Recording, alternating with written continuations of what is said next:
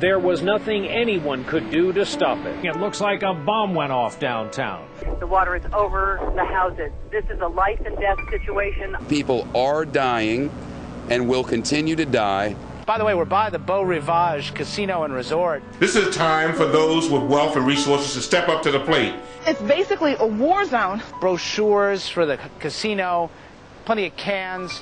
It's hard for me to understand how a force of nature could take structures and just make matchsticks and kindling out of them. Now, you work in one of the casinos. Yes, sir. It's been split in half.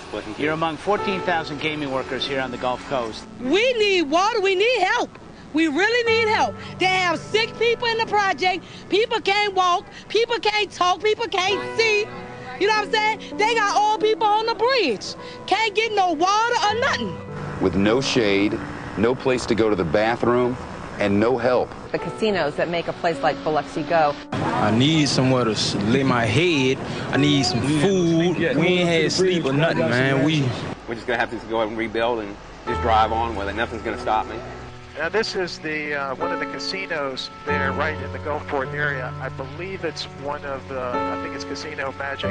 Wow, and it's no longer a riverboat or a water-based casino. This is on land. It was just picked up, I guess, and deposited there on the highway?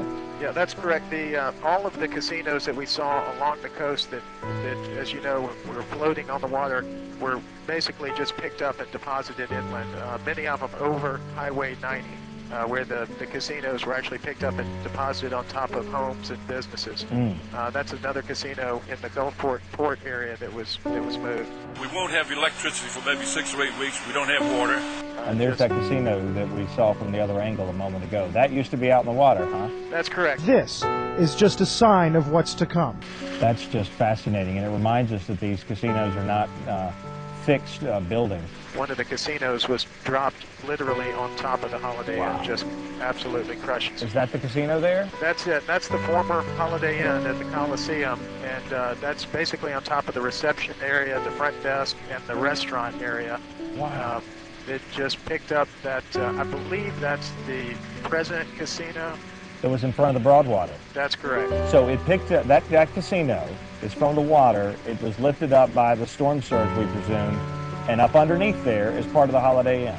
That's correct. Unbelievable. It's going to get dark very quickly.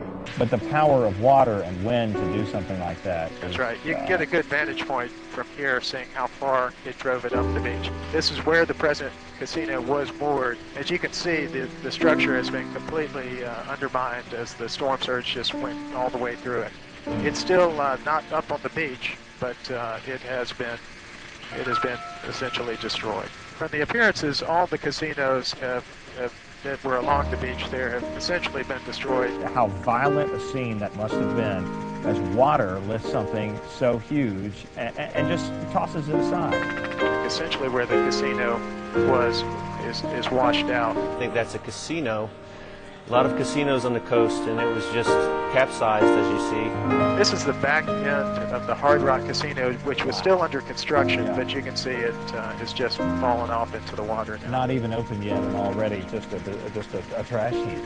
That's right. There's a Hard Rock sign there, the big signature guitar out front. Yeah, we were surprised to see it remained standing. Yeah. These were some dolphins that were just off the Beau Rivage, and it was amazing to see that outside all that devastation, that life and nature continues to go on. That's a casino that I believe is the Grand Casino in Biloxi that was picked up, removed from its moorings, and deposited to the west of its where it was moored, and it was brought back over Highway 90 there and just dropped down. It looked like what appeared to be on homes.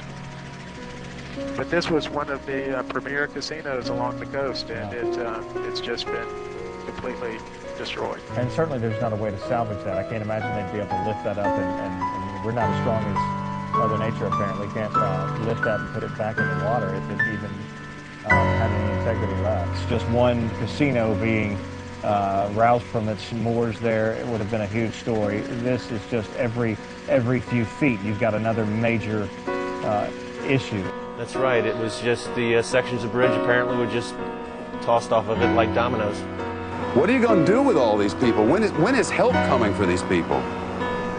When is there going to be help? I mean, they're very thirsty. Do you have any idea yet? Nothing? We ain't got nowhere to go, nowhere I'm going. I'm lost. That's all I had. That's all I had. The number one item that's being requested here beyond food are Bibles. Companies that bottle water now have the power to save lives. Millions are without power, many without homes at all. The conditions are ripe for lawlessness. Looting was everywhere, and it was flagrant. The Southern Baptists. John, these are only a few illustrations of the outpouring of goodwill and charity. This will be its largest response ever to a natural disaster. Mother Nature, we're just going to deal with it, with all we have, by the grace of God. Eating away at the casino structure. There is not control of this city now. To see the wrath of Katrina and what she brought to this region. We realized that by the grace of God, we could be the ones that have this extraordinary need. Actually, because I am a deep Christian, I thought at least we are alive. Offering our assistance to offering our prayers. And there are many more that have to be saved. It was God. It's the only thing that saved us.